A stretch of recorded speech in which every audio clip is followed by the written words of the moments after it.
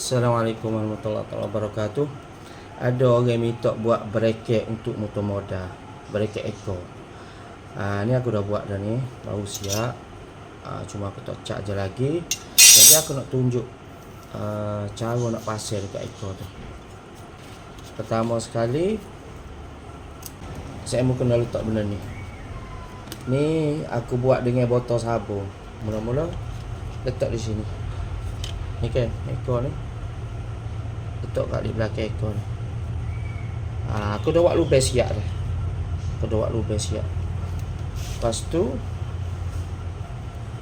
saya mau letak besi ni. Besi ni kena tengok lah kat mana alik kiri, kat mana alik kanan. Tengok balik. Ni kat alik kanan. Okey.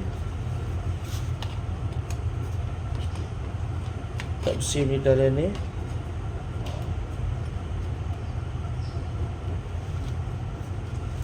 Lepas tu ambil skru, pulang skru, pulang nak ngam. Comel kan? Nanti pok pasal gini ya. Ni nampak ni. Dia akan jadi lagu ni. Lepas tu kak, yang memasuklah dalam ni. Mudah je. Dia gitu. Lepas tu dia mau kemah lah situ. Jadilah gitu.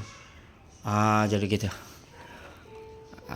Ni nanti aku akan cat hitam lah ni. Aku akan spray warna hitam, tak ke duk biar warna biru gitu. Lah gitulah nak aku mau cara pasang. Mudah ya. Biar deh.